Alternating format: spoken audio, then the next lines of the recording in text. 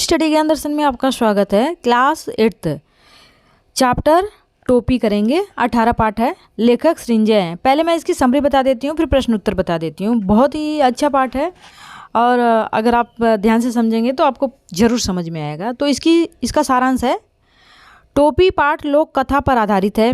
यह कहानी सत्ता से जनता के संबंधों की समीक्षा करती है। गौरा और गौरैया के बीच संवाद चलता है। दो पक्षी होते हैं, गौरा गौरैया छोटे छोटे पक्षी होते हैं, उन्हीं के बीच में आपस में बातचीत चलती है। मनुष्य के वस्त्र धारण के संबंध में गौरा कपड़े पहनने के पक्ष में न था। गौरा जो पुल्लिंग में था, पुल्लिंग जाति में आता था, वो बोलता था कि कपड़ा पहनना जरूरी नहीं होता है। गौरैया पक्ष में वह बोलने लगी, कपड़े केवल अच्छा लगने के लिए नहीं, मौसम के मार से बचने के लिए भी पहना जाता है। आदमी इसी सिलसिले में टोपी की बात छिड़ती है। गौरैया टोपी पहनना चाहती है। वह कहती है, जहाँ चाह वहाँ राह, मैं टोपी पहनना चाहती हूँ। इंसान टोपी पहनता है। ऐसा आपस में दोनों में बातचीत होती है, दोनों प्रेमी में, गौरैया में और गौरा में। दूसरे दिन दोनों घूरे पर चुगने लगे। घूरे मतलब जहाँ पे ढेर सारे गांव में गड्ढे खोदकर उसमें कचरा भरा जाता है। कुछ दिनों के बाद वो सड़कर एक उर्वरक जैसी खाद बन जाती है, जैविक खाद बन जाती है, जिसे खेतों में डालने से खेती अच्छी होती है, एग्रीकल्चर अच्छा होता है। उसको घूरा बोलते हैं, जहाँ कचरा डालते हैं। दूसरे दिन दोनों घूरे पर चुगने लगे। वहाँ पे दाने खा रहे थे तो उनको रुई का फाहा मिला। टोपी बनवाने के लिए गौरैया धुनिया कोरी बुनकर दर्जी के पास गई। पहले धुनिया के पास जाती है, जो रुई की सफाई करता है, फिर जो कपड़े बनाता है उसके पास जाती है, फिर जो टेलर होता है, दर्जी होता है, उसके पास जाती है। जगह जगह पर उसने कारीगरों को उचित पारिश्रमिक देती गई, मतलब परिश्रम जो भी उसका काम था उसका पैसा वह देती गई। अंत में दर्जी ने टोपी में सुंदरता के लिए 5 फुदने जोड़ दिए। 5 फूल जैसा कपड़े का लगा दिया दर्जी ने, टेलर ने। गौरैया बहुत खुश हुई और राजा के पास गई। वह चिल्लाने लगी, मेरे सिर पर टोपी, राजा के सिर पर नहीं। सुनकर राजा नौकरों को आज्ञा दी कि टोपी ला दे। राजा ने टोपी पहन ली। फिर गौरैया राग अलापने लगी, मेरी टोपी में 5 फुदने लगे हैं, 5 फूल लगे हैं, राजा की टोपी में एक भी नहीं है। नौकरों द्वारा राजा ने टोपी हासिल की, उसकी सुंदरता पर एक भी नहीं। नौकरों द्वारा राजा ने टोपी हासिल की, लेकिन जो गौरैया की टोपी थी उतनी सुंदर किसी की भी नहीं थी, क्योंकि राजा ने मुफ्त में अपनी टोपियां मंगवाई थी लोगों से, और गौरैया ने उस टोपी का दाम दिया था, परिश्रम दिया था। मुग्ध होकर पूछने पर पता चला कि टोपी किन लोगों ने बनाई। सभी मजदूरों को बुलाया गया। राजा बुलवाता है सभी मजदूरों को और पूछता है कि किसने किसने टोपी बनाई है, अच्छा क्यों नहीं बनाया। सभी मजदूर यही कहने लगे, गौरैया ने उचित मजदूरी दी है तभी टोपी सुंदर बनी है।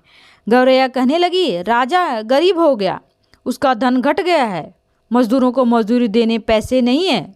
गौरैया जो चिड़िया है, पेड़ पर बैठकर बोलती है, राजा तुम्हारे पास तो धन ही नहीं है, पैसे ही नहीं है, तो तुम मजदूरी कहाँ से दोगे। मैंने हर इंसान को मजदूरी देकर ही अपना काम पूरा करवाया है, चाहे वह धुनिया हो, चाहे वह टेलर हो, चाहे वह कोरी हो, सबको मैंने पैसे दिया और फिर मेरा काम बड़े मन से लोगों ने किया। मैंने परिश्रम का फल उनको दिया। तुमने तो मुफ्त में ही उनसे काम लिया है, इसीलिए तुम्हारी टोपी अच्छी नहीं है। उसका धन घट गया, मजदूरों को मजदूरी देने पैसे नहीं दे रहा है। राजा घबरा गया, टोपी वापस कर दी। गौरैया ने टोपी ली और उड़कर जाते जाते चिल्लाने लगी, राजा डरपोक है, वह मुझसे डर गया, इसीलिए मेरी टोपी लौटा दी। क्योंकि जब उसे बार बार छिड़काती है गौरैया, तो वो गुस्से में कहता है सभी मंत्रियों से कि चिड़िया की टोपी छीन लो, और लोगों ने टोपी छीन लिया, राजा को दे दिया। तब चिड़िया को गुस्सा आती है गौरैया को और कहती है कि यह टोपी तो मेरी छीन लिया है। फिर वो सारी बात बताती है, सभी लोगों को बुलाया जाता है, सब कहते हैं इसने परिश्रम से ही बनवाया है अपनी टोपी, इसलिए इसकी टोपी बहुत सुंदर है। बाद में राजा शर्मिंदा हो जाता है और उस गौरैया की टोपी को वापस कर देता है। गौरैया जब उड़ती है तो कहती है, राजा तो डरपोक है, इसीलिए मेरी टोपी को वापस कर दिया। राजा ने अपनी टोपी कसकर पकड़ ली और मंत्री से बोला, कौन इस मुँह फट के मुँह लगे। गुस्से से मंत्री से बोलता है, ये इतनी झगड़ालू है, मुँह फट है, इससे कौन लगेगा, छोड़ो जाने दो, इसको जो कहना है कहने दो। और इसके बाद मजदूरों को उचित मजदूरी देने पर वे मन लगाकर काम करेंगे और समय पर काम पूरा हो जाएगा। कहने का तात्पर्य यह है कि अगर आप बड़े आदमी हैं या फिर कुछ बड़े ऑफिसर हैं या कोई बड़े पद पे हैं तो जनता से मुफ्त में काम नहीं लेना चाहिए। जनता को परिश्रम का फल पैसे देना चाहिए, फिर अपना काम करवाना चाहिए। इससे यही सीख मिलती है। ये चैप्टर है 18 है, टोपी, क्लास 8th का है। अब हम करेंगे प्रश्न उत्तर। इसमें पहला प्रश्न है, गौरैया और गौरा के बीच किस बात पर बहस हुई? गौरैया और अपनी इच्छा पूरी करने का अवसर कैसे मिला? उत्तर है, गौरैया गौरा के बीच आदमी के वस्त्र पहनने को लेकर बहस हुई। गौरैया वस्त्र पहनने के पक्ष में थी तथा गौरा विपक्ष में। गौरा सोचता था नंगे ही सही है हम लोग। गौरैया को आदमी द्वारा रंग बिरंगे कपड़े पहनना अच्छा लग रहा था, जबकि गौरा को यह सब पसंद नहीं था, कपड़ा पहनना पसंद नहीं था। इसके बाद आदमी और बदसूरत लगने लगता है। वह कहता नहीं नहीं, कपड़ा पहनने से तो आदमी अच्छा नहीं लगता। कपड़े पहन लेने के बाद आदमी की कुदरती जो खूबसूरती होती है वो तो ढक जाती है। उसी बहस के दौरान गौरैया ने अपनी टोपी बनने की इच्छा को व्यक्त किया कि तुम क्या जानो, कपड़े वस्त्र मनुष्य पहनता है तो मौसम की मार से भी बचता है और उसकी शरीर भी खूबसूरत हो जाती है। लेकिन जो गौरा है, जो पुल्लिंग में आता है, जो पक्षी था, वो बोलता है नहीं नहीं, कपड़े पहनना ठीक नहीं है। जो ईश्वर ने सुंदरता दी है वो सुंदरता को दिखाना ही सही है। तो वह कहती है कि नहीं, मैं टोपी बनवाना चाहती हूँ। गौरैया कहती है। उसकी इच्छा तब पूरी हुई जब एक दिन घूरे पर चुगते समय, दाना खाते समय उसे रुई का एक फहा मिला। उसी फहा को लेकर दुनिया के पास जाती है, फिर कपड़ा बुनने वाले के पास, फिर कपड़ा सिलने वाले के पास जाती है और उसकी इच्छा पूरी हो जाती है। प्रश्न 2, टोपी बनवाने के लिए गौरैया किस किस के पास गई? टोपी बनने तक के एक एक कार्य को लिखें। टोपी कैसे बनी, किसके किसके पास गई, वो पूरी बात बताना है। उत्तर है, टोपी बनवाने के लिए गौरैया धुनिया के पास, यहाँ धुनिया के पास, कोरी के पास, बुनकर जो कपड़ा बुनता है उसके पास, फिर दर्जी टेलर के पास, धुनिया के पास रुई धुनवा कर, इसके बाद वह उसे लेकर कोरी के पास जा पहुंची। उसे कोरी से कतवा लिया। कोरी मतलब होता है जो धागा काटते हैं, सूत काटते हैं, उसको बोलते हैं। कते सूत को लेकर वह बुनकर के पास गई, जो कपड़ा बुनते हैं, उससे बुनकर के कपड़ा बुनवाया उसने। कपड़े को लेकर दर्जी के पास गई, जो टेलर है, जो बनाता है, गई। उसने कपड़े से गौरैया के लिए खूब सुंदर टोपी बनाई और टोपी में 5 फूल भी लगा दिया दर्जी ने, क्योंकि उसे दाम मिला था। दाम किसी को भी मिले तो मन से काम करते हैं।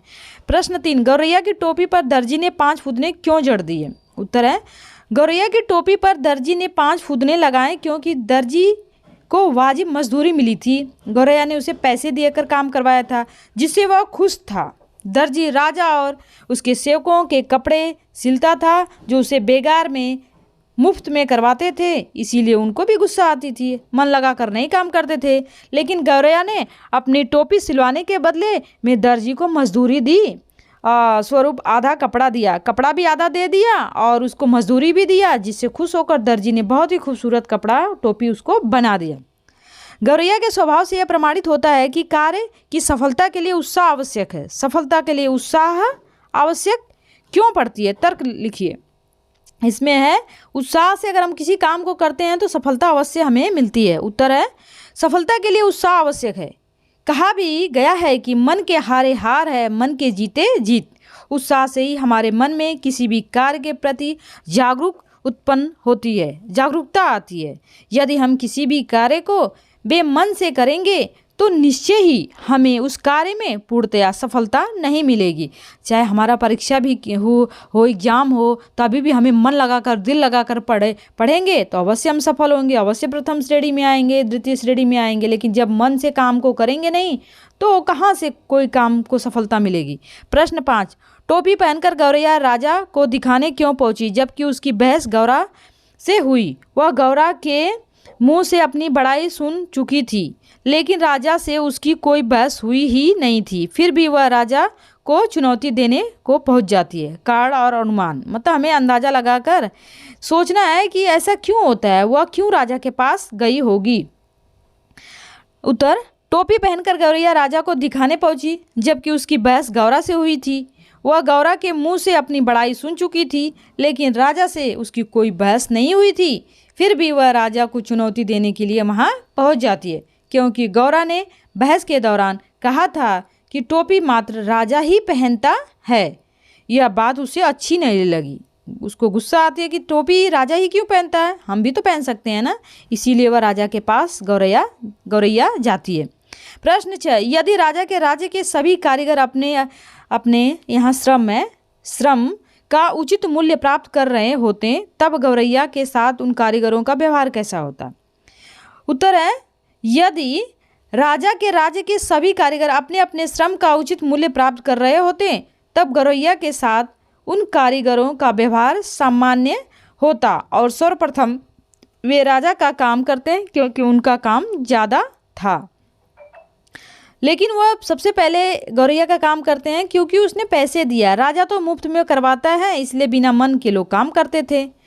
चारों कारीगर राजा के लिए काम कर रहे थे। एक रजाई बना रहा था, दूसरा अचकन बना रहा था, सूत काट रहा था, तीसरा बागा बुन रहा था, चौथा राजा की 7वीं रानी की 10वीं संतान के लिए झब्बे सिल रहा था, कपड़े सिल रहा था। उन चारों ने राजा का काम रोककर गौरैया का काम क्यों किया? क्योंकि आपको पता है, मैं बताई थी, चारों ने राजा का काम रोककर गौरैया का काम इसलिए किया क्योंकि उन लोगों को काम की वाजिब मजदूरी मिली थी, जिससे वे खुश थे। अब किसी को भी मजदूरी मिलेगी तो वो खुश होकर पहले उसी का काम करेगा। इसीलिए मजदूरी देकर ही किसी से काम करवाना चाहिए। मुफ्त में फोकट में काम करवाना यह गलत है। वो इसमें है भाषा की बात है, भाषा की बात। प्रश्न है, गांव की बोली में कई शब्दों का उच्चारण अलग अलग होता है, उनकी वर्तनी भी बदल जाती है। जैसे गौरैया, गौरैया या ग्रामीण उच्चारण है। उच्चारण के अनुसार इस शब्द की वर्तनी लिखी गई है। फुदना, फूल गेंदा का बदला हुआ रूप है। कहानी में अनेक शब्द हैं जो ग्रामीण उच्चारण में लिखे जाते हैं। कुछ गांव के शब्द होते हैं ना, जो कि बिल्कुल अलग होते हैं। मुलुक, मुल्क, क्षमा, क्षमा, मजदूरी, मजदूरी, मुल्लार, मल्लार इत्यादि। आप क्षेत्रीय गांव के बोली में जो उपयोग होने वाले कुछ शब्द हैं उन्हें दिया गया है। उनको मूल रूप से लिखिए, जैसे टेम, टाइम, टेशन, टीसन, टीसन, स्टेशन। ऐसे अलग अलग थोड़ा सा बिगड़ा हुआ रूप होता है गांव का, थोड़ा अलग टाइप में बोल देते हैं उसको, वही चीज़ बताया गया इसमें। क्षेत्रीय भाषा है ये, मूल रूप से भाषा है। यहाँ पे है घैला। घैला मतलब घड़ा को बोलते हैं, गाँव में घैला बोलते हैं। और यहाँ पे लड़की, लड़की ये बोलते हैं गाँव में। भीख, भीख है, यहाँ भिक्षा है। यहाँ तरकारी, तरकारी मतलब सब्जी को बोलते हैं। ये गांव की भाषा है, ये सब गांव की भाषा है। भात, यहाँ चावल, चावल को गांव में ना भात बोलते हैं, भात की। ये सब भाषा ग्रामीण भाषाएं हैं और अच्छी भी लगती हैं ग्रामीण भाषाएं। मुहावरों के प्रयोग से भाषा आकर्षक बनती है। मुहावरे वाक्य के अंग होकर प्रयुक्त होते हैं। इनका अक्षरशः अर्थ नहीं बल्कि लाक्षणिक अर्थ लिया जाता है। पाठ में अनेक मुहावरे आए हैं। टोपी को लेकर 3 मुहावरे हैं, जैसे कितनों को टोपी पहनानी पड़ती है। शेष मुहावरे को खोजिए अपने किताब में, कहानी में, उनका अर्थ ज्ञात करने का प्रयास कीजिए और आप लिखिए। इसमें आगे है, हम पढ़ेंगे इसमें। इसका उत्तर है, उत्तर यहाँ मुहावरा है और ये उसका अर्थ है। टोपी उछालना, टोपी उछलना मतलब बेइज्जती होना। किसी की टोपी उछल जाए तो कहते हैं ना बेइज्जती हो गई। जैसे कि राजा की टोपी, टोपी से ढक लेना, इज्जत ढक लेना। जैसे टोपी से कोई चीज़ ढकते हैं, किसी चीज़ को छुपाते हैं, उसी तरीके से जब कोई परेशानी आती है, कोई दिक्कत आती है, हमारी इज्जत की बातें आती है तो हम इज्जत को ढक लेते हैं। टोपी कसकर पकड़ना, सम्मान बचाना, सम्मान को बचाना। इस तरीके से हमारे जो है सारांश, समरी भी हो गई, प्रश्न उत्तर हो गया और भाषा की बात भी हो गई। आपको वीडियो अच्छी लगी तो लाइक, शेयर, सब्सक्राइब कीजिए। अगला आपके जितने भी पार्ट हैं इसमें समाप्त होते हैं। Thank you for the watching.